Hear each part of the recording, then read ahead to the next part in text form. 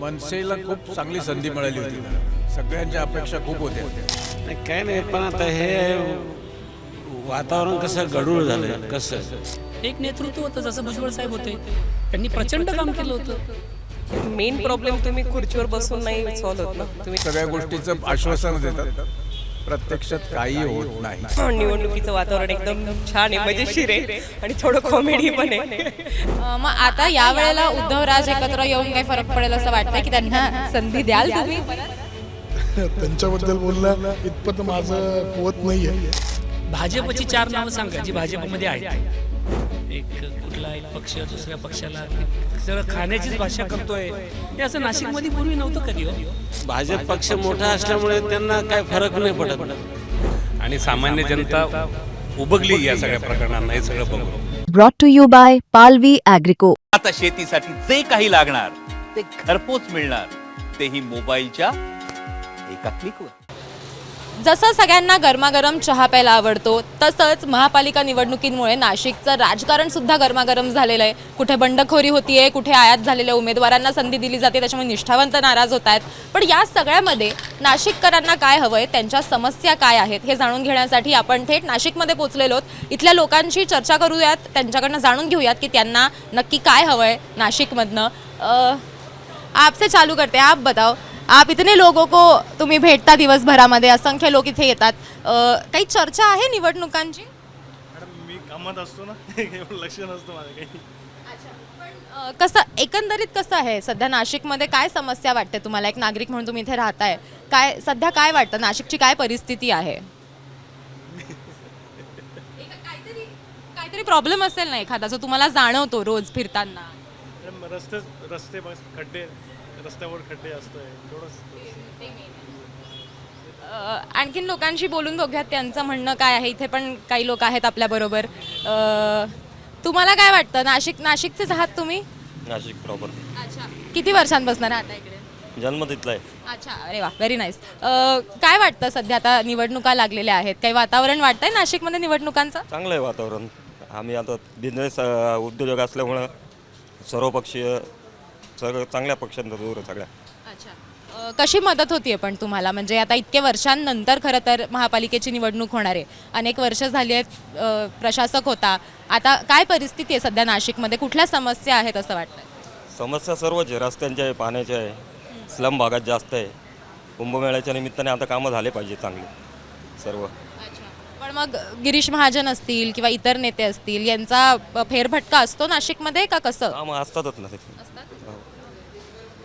त्यांचा दौरा असतोच ना. पण झाली पाहिजेत आता कुंभमेळ्याची.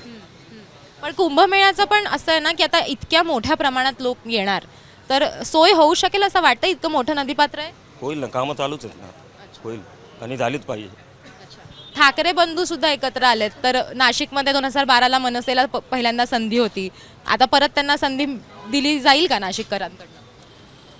ते नाही सांगू शकत आता. माहोल सगळीकडे आहे, सर्व पक्षांचा आहे. तुम्हाला काय वाटतं, ठाकरे की भाजप जास्त बरं काम कोण करतंय? BJPचं चांगलं काम आहे. सर्व गिरीश महाजन इथं तळ ठोकून राहतात. देवदत्त साहेब जरी असले तर वेळोवेळी याच्यावर लक्ष देतात. आणि राष्ट्रवादी आणि BJPचं दोघांचं हे असली होती असल्यामुळं जास्तीत जास्त उमेदवार हे BJPचेच लागतील किंवा राष्ट्रवादीचं जास्त मतदान पडणार आहे. म्हणजे शिवसेना आणि म्हणजे उद्धव ठाकरेंची शिवसेना आणि मनसेचं फारसं काही वारं नाही वाटत? नाही फारसं वारं काही नाही. इथं सर्व लोकल उमेदवार आहे, सर्व चांगल्या पद्धतीने सर्व कामं करत आहे आणि बऱ्यापैकी तयारी चालू आहे. आता सर्व रस्ते असतील सगळ्याचा डायग्राम काढलेला आहे, सगळं सुखसुविधा, सर्व जे काय भाविक येणार आहे त्यांची सुद्धा व्यवस्थित सोय केलेली आहे. प्रत्येकाला एक पॉईंट दिलेला आहे का तिथून तिकडं पार्किंग आहे, कसे लोक येणार याचं सर्व नियोजन आणि मॉड्यूल्स बनलेलं आहे सर्व. आणि भाजप बरं काम करतं? हो, भाजप बरं काम, भाजपच सर्व व्यवस्थित. आणखीन लोकांकडून चर्चा करूयात, त्यांच्याकडनं समजून घेऊयात की त्यांना काय वाटतं. हॅलो, किती वर्षांपासून राहताय तुम्ही नाशिकमध्ये? आमची 11वी पिढी आहे. बापरे, म्हणजे तुम्ही वर्षानुवर्ष बदलणारं राजकारण आणि बदलणारं नाशिक दोन्ही बघितलेलं आहे. आम्ही पूर्ण नाशिककरच आहोत, 100% नाशिककर. तर काय वाटतं सध्या नाशिकबद्दल, काय वाटतं तुम्हाला, काय परिस्थिती आहे? अनेक वर्षांनंतर निवडणुका लागल्या आहेत, काय एकंदरीत काय वातावरण आहे नाशिकमध्ये? वातावरणात खूप काही फरक नाही, पण आमच्यासारखे जे नागरिक आहेत त्या नागरिकांच्या समस्या मात्र आहे तिथेच आहेत, त्या काही बदललेल्या नाही आहेत. आणि दिवसेंदिवस ट्रॅफिकची एक नाशिककरांसाठी खरं दोनच समस्या खूप महत्त्वाच्या आहेत. एक म्हणजे ट्रॅफिक आणि दुसरी म्हणजे गुन्हेगारी. या दोन गोष्टी प्रचंड वाढल्यात. तर त्याचे काहीतरी कुठेतरी निराकरण व्हायला पाहिजे. आणि हे लोक इलेक्शन पुरतं सगळे तुम्हाला आम्ही हे करू ते करू म्हणजे सगळ्या गोष्टीचं आश्वासनं देतात, प्रत्यक्षात काही होत नाही. जो वचननामा जाहीरनामा जो काढलेला असतो त्यातली स्मार्ट सिटी आम्ही करू असं म्हणण्यात आलं होतं 2017ला. झाली आहे का नाशिक खरंच स्मार्ट? फ्लॉप आहे. काय त्याच्याबद्दल मला म्हणजे फारसं काही बोलावं असं वाटत नाही. म्हणजे रिझल्टच आलेलं नाही काही. मला फक्त एक सांगा, म्हणजे आता तुम्ही 2012ला मनसेला पहिल्यांदा खरं इथे मिळालं होतं, त्यांची 5 वर्ष झाली, मग भाजप आहे आणि मग नंतर प्रशासकच होता. या तिन्हीमधला तुम्हाला फरक काही जाणवला की बरं काम कोणी केलं, कोणाच्या काळात झालं? नाही, BJPच्या काळात नक्कीच काम बरं झालं आहे, त्यात काही वाद नाही. मनसेला खूप चांगली संधी मिळाली होती खरं. सगळ्यांच्या अपेक्षा खूप होत्या, म्हणजे आमच्यासारख्या नागरिकांच्या. पण प्रत्यक्षात रिझल्ट नाही आला, तो काहीच आला नाही. म्हणजे इतकी मोठी संधी मिळूनसुद्धा 4 आमदार, पण संधी मिळूनसुद्धा त्याचा उपयोग नाही झाला काही. आणि त्याच्यानंतर मग ज्या काही घडामोडी घडत गेल्या त्यामध्ये आज तरी असं दिसतं की BJPनी काम करून तरी दाखवलं आहे असं म्हणायला हरकत नाही. आता उद्धव ठाकरे राज ठाकरे एकत्र आले, त्याचा काही परिणाम होईल असं वाटतंय तुम्हाला? म्हणजे त्याच्यामुळे काही फरक पडेल किंवा? तरी नाही वाटत असं काही फरक पडेल असं, कारण की मुळामध्येच त्यांचं काम काही खूप झालेलं नाही आहे. आणि त्यांच्या मुळामध्ये त्यांचं एकमेकांवरती फक्त कुरघोडी करणं, एकमेकांचे उणेदुणे काढणं, विकासावर काही विषयच नाही कोणाचा. विकास हा विषय मुद्दाच नाही आहे. आणि जो आमच्यासारख्या नागरिकांना खरा विकास हाच महत्त्वाचा आहे. त्यामुळे त्याच्यावर काही फारसं अपेक्षा नाही आहे काही. भाजप म्हणतं की आपण विकासाचं आम्ही राजकारण करतोय, पण मग दुसऱ्या बाजूला साधुग्राम आणि या सगळ्यासाठी वृक्षतोडही होतीये. तर तुम्हाला नागरिक म्हणून काय वाटतं की हे करणं खरंच गरजेचं आहे का? नाही नाही, नक्कीच नाही. झाडाला हातच लावला नाही पाहिजे. झाड नसेल तर तुम्ही जिवंतच राहणार नाही. झाड ही संजीवनी आहे ॲक्च्युली. पण ते आता काय काही ठिकाणी अगदी नाईलाज असतो, करणं गरजेचं असतं. पण त्या ठिकाणी मग पर्याय तरी निवडला पाहिजे, जो होत नाही ॲक्च्युली. तुम्हाला काय वाटतं? काय बोलले ना, सांगा की तुमचं काय म्हणणं आहे. तुम्हाला काय प्रॉब्लेम जाणवतो फिरताना नाशिक? नाही काय नाही, पण आता हे वातावरण कसं गढूळ झालं आहे. कसं बघितलं का तुम्ही? का नाही बघितलं? बघितलं ना की कोण कोणत्या पक्षी जातं, कोण इकडं जातं, कोण तिकडे जाते. त्यामुळे पब्लिकला असं प्रश्न पडतं की मतदान कोणाला करावं, हे असा प्रश्न आहे. म्हणजे असा प्रश्न झालेला आहे या गोष्टीवर. भाजपच्या कामाने खुश आहात का? पण नाही, भाजप आता पक्ष मोठाच आहे ना. आता भाजपला काही प्रश्न नाही आहे. भाजपला काय ते मोठाच आहे. पण जे इकडून तिकडे आणि तिकडून इकडे येऊन राहिले जे आहे ते स्थिरता नाही आहे त्याच्यामध्ये. असं भाजपमध्ये पण स्थिरता नाही जाणवत. आता ते भाजप पक्ष मोठा असल्यामुळे त्यांना काय फरक नाही पडत ना. त्यांना काही फरक नाही पडत. गेले काय ना आले काय त्यांच्यावर काही फरक पडणार नाही. आता आजच्या मितीला तर मोठा पक्ष येतो आज. पण मोठा पक्ष आहे, पण स्थानिक पातळीवरती काम होत आहे का? होतं आता काही थोडंसं 20-19चा फरक पडणार, त्या गोष्टीचा फरक पडणार त्या गोष्टीचा. आणखीन काही लोकांशी बोलून बघूयात. त्यांच्याकडनंही थोडं युवासुद्धा आपल्याला इथे बसलेले बघायला मिळतात. काय वाटतं नाशिकमध्ये सध्या आता अगदी 10 दिवसांवरती आली आहे निवडणूक, काही वातावरण वाटतंय? येणारा काळ ठरवेल. जे आहे ते समोरासमोर आहे. पण कोणाचं काम बरं वाटलं? म्हणजे मनसेनी केलं होतं त्यांच्या काळात का भाजप? राजकीय पक्षांमधली साठमारी लक्षात घेता काय होईल याचा काही निश्चित अंदाज नाही. आणि सामान्य जनता उबगली या सगळ्या प्रकरणांना हे सगळं बघून. आता काय अपेक्षा आहे तुमची? म्हणजे आता ह्या निवडणुकांमध्ये काय वाटतं तुम्हाला की येणाऱ्या पक्षांनी काय करावं? शेवटी स्थानिक स्वराज्य संस्थांच्या निवडणुकांमध्ये एक स्थानिक प्रश्न महत्त्वाचे असतात. इथे काही देशाशी संबंधित काही काम नसतं. त्यामुळे एक चांगला लोकप्रतिनिधी जनतेने निवडून द्यावा एवढीच अपेक्षा आहे, बाकी काही नाही. पण मग तुम्ही मतदान करताना उमेदवार बघून कराल का पक्ष बघून कराल? नाही, मी उमेदवार बघून करेल मतदान, पक्ष बघून नाही करणार. एकंदरीत पक्षांचं जे चाललंय, म्हणजे आता राज ठाकरे उद्धव ठाकरे एकत्र आले, इकडे BJP आणि शिंदे आहेत. कोणाचं काम किंवा कोण काम करेल अशी अपेक्षा तरी वाटते सध्या बघून सगळ्यांचं एकंदरीत? पण आता तसा जर विचार केला अगदी खूप खोलवर तर मग केंद्र राज्य आणि शेवटी स्थानिक स्वराज्य, कारण निधी हा तिकडूनच येत असतो विकास कामांसाठी. त्यामुळे एक मताचे एक विचाराचे असतील तर चांगलं. पण नाशिकमध्ये आत्ता कुठला प्रॉब्लेम सगळ्यात मोठा वाटतो? नाशिकमध्ये तसं आता आपण गुन्हेगारी सगळ्यात मोठ्या प्रमाणावरती नाशिकमध्ये फोफावलेली आहेत. नाशिक आमचं गुन्हेगारीमध्ये महाराष्ट्रात नाही तर भारतात पहिला नंबरला आहे. तर याचं काहीतरी नियोजन लागणं फार गरजेचं आहे. आणि पक्ष कुठलाही असो, उमेदवार कुठलाही असो, इथे नाशिककरांना होणारा जो त्रास आहे, माझ्या मते सर सांगतील, सर वयाने फार मोठे आहेत, सरांनी बघितलं आहेत की आम्ही एका टोकापासून दुसऱ्या टोकापर्यंत 15 ते 20 मिनटात पोचत होतो. हा आमचा USP होता. जे ट्रायंगल आहेत मुंबई, पुणे आणि नाशिक, त्यामुळे पुणे मुंबई हे सगळं नाशिकला शिफ्ट होत होतं. परंतु आज आम्हाला एक सिग्नल पार करायला 4 वेळा सिग्नल सोडावं लागतो आहे. आणि गुन्हेगारीमुळे नाशिकमध्ये येणाऱ्या ज्या इंडस्ट्री आहेत त्या थांबलेल्या आहेत. त्यामुळे नाशिकचा विकास हा कमी व्हायला लागला. तर गुन्हेगारी कुठेतरी थांबायला हवी. पण इतके वर्षांपासून भाजपचं सत्ता आहे नाशिकवरती, त्याच्यानंतर म्हणजे आमदार आहेत, खासदार आहेत, सगळेच आहेत, तरीही हे का होतंय? गृह खातं सुद्धा भाजपकडेच आहे, तरीही अशा प्रकारे इतक्या मोठ्या प्रमाणात गुन्हेगारी वाढायचं कारण काय? म्हणजे हे भाजपचं अपयश म्हणायचं काय? मी असं म्हणता येणार नाही. भाजपाची सत्ता ही आत्ता आलेली आहेत. मी काय भाजपा समर्थक नाही आहेत, परंतु ह्या गुन्हेगारी ज्या सुरू आहेत हे गेले 20-25 वर्ष सुरू आहेत. आणि ह्या 20-25 वर्षाचा आढावा घेतला तर नाशिक एक नंबरला आहेत. आणि कुठल्याही पक्षाला, मग तो कुठलाही पक्ष असो, त्याला नाव ठेवणं, प्रशासक जे आहेत किंवा प्रशासन जे चालवतात त्यांनी ते कुठल्या पद्धतीने चालवत आहेत आणि त्याला राजकीय सपोर्ट कसा मिळतो आहे हा फार महत्त्वाचा मुद्दा इथे आहे. त्यामुळे प्रशासक, आता नाशिक जिल्हा कायद्याचा बालेकिल्ला, नाशिकच्या कमिशनरने फार चांगलं नियोजन सुरू केलं आणि त्याचा कार्यक्रम लावला, ज्याला सपोर्ट मुख्यमंत्र्यांचा होता. की मग भाजपाचे मुख्यमंत्री आहेत, त्यांनी खूप चांगलं नाशिकमध्ये केलं. ह्या 1.5 महिन्यात जे गुन्हेगार होते ते पकडले गेले. पण ही सुरुवात जर पहिलं झाली असती तर नाशिक आज जे आहेत त्याच्यापेक्षा अजून चांगलं राहिलं असतं. पण मग मनसेनी काही केलं नाही? म्हणजे ज्यावेळेला मनसेला संधी दिली तुम्ही, तर मनसेकडनं जे अपेक्षित होतं तसं झालं नाही का? कारण त्याच्यानंतर मनसेचा परफॉर्मन्स काही फार चांगला राहिला नाही आहे नाशिकमध्ये. मनसेकडे ज्यावेळेस सत्ता दिली त्यावेळेस मनसेने काही चांगले कामं केले होते. बटरफ्लाय नावाचं एक गार्डन केलं होतं जे खूप छान होतं, जे बघण्याजोगं होतं. पण नंतर काय घडलं आणि ते गार्डन का बंद झालं याचा खोल मुद्द्यात जाणं गरजेचं आहे. त्यानंतर गोदा पार्कवर जो प्रकल्प सुरू केला होता तोही उत्तम होता, पण तो नंतर अडला. आता परत कुठेतरी रामवाडीच्या भागामध्ये सुरू झालेला आहे.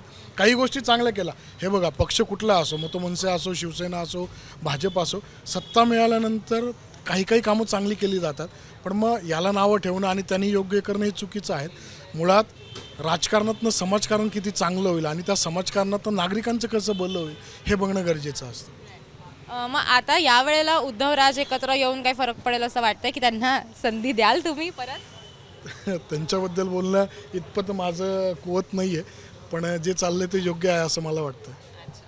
आणखीन काही लोकांशी बोलून बघूयात त्यांचं काय म्हणणं आहे. युवा आहेत आपल्याबरोबर. नाशिक काय वाटतंय तुला? आता निवडणुका आहेत तोंडावरती. किती वर्षांपासून तू नाशिकमध्ये राहतेस आणि काय तुला वातावरण वाटतंय? मॅम 10 वर्षापासून राहते नाशिकमध्ये. आता सध्या निवडणुकीचं वातावरण एकदम छान आहे, मजेशीर आहे आणि थोडं कॉमेडी पण आहे. कॉमेडी का वाटतं तुला? थोडंसं जे पक्ष बदल चालू आहे त्याच्यामुळे, बाकी काही नाही. बाकी तर आता नाशिकला पुढे सिंहस्थ येतं आहे 2026मध्ये, तर त्या हिशोबाने आता कामं झाले पाहिजे असं मला वाटतं. केली पण पाहिजे ॲक्च्युली, आणि करावी असं माझी इच्छा आहे.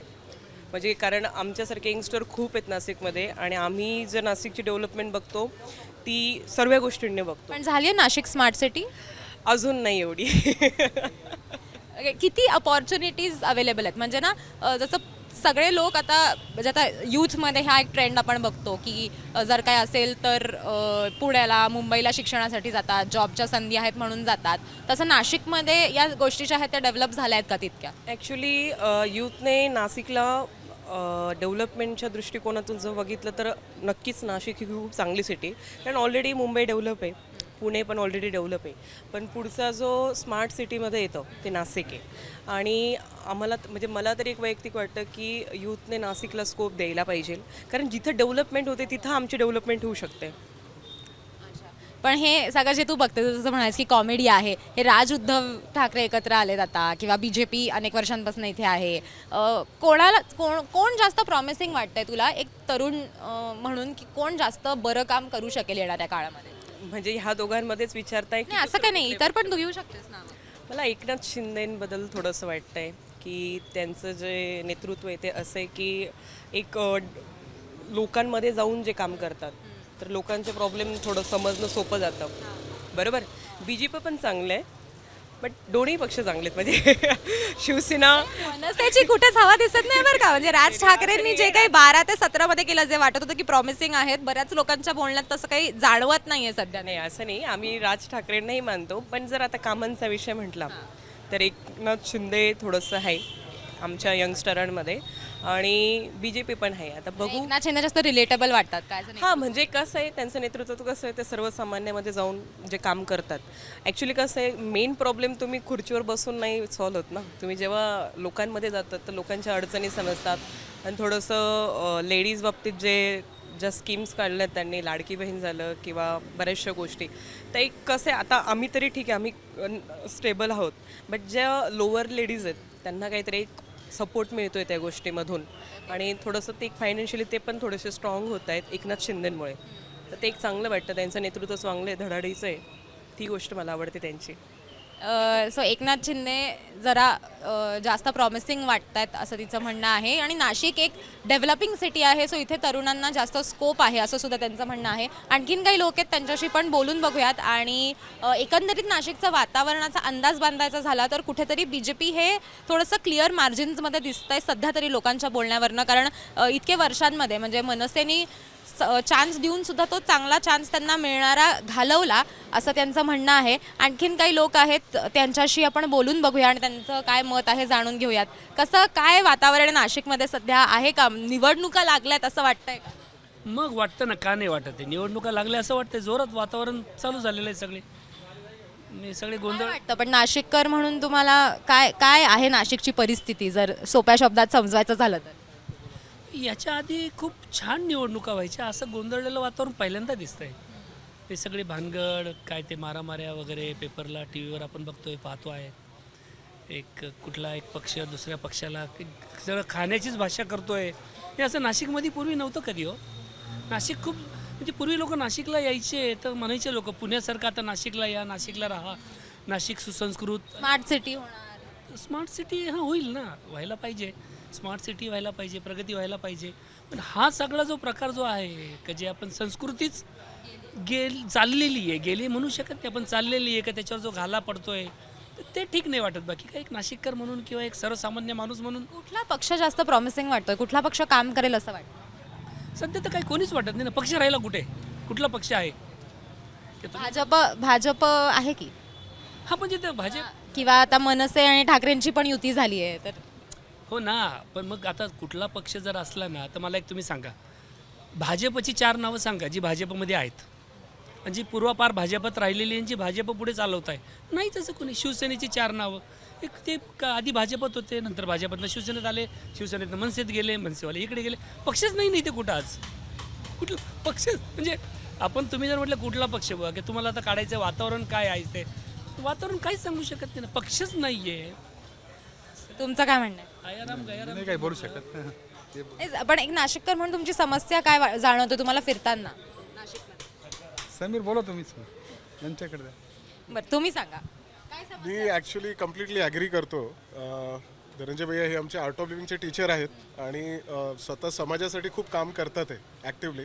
सो डेफिनेटली मी ॲग्री करतो ते काय बोलून राहिलेलं आहे. पक्ष कुठलाही असू द्या, पण बेसिकली नाशिकची जी बेसिक आयडेंटिटी आहे ती लूज नाही झाली पाहिजे. आणि ती जर लूज होऊन राहिलेली आहे तर मग ते कुठलाही पक्ष असो तो आम्हाला मान्य नाही. पण इतके मोठे नेते आहेत म्हणजे गिरीश महाजन इथे आहेत किंवा भाजपचे अनेक आमदार निवडून आलेले आहेत, राष्ट्रवादीचे आलेले आहेत, मनसेला सुद्धा नाशिकने एकदा संधी देऊन बघितली होती, तरीही विकास का होत नाही आहे?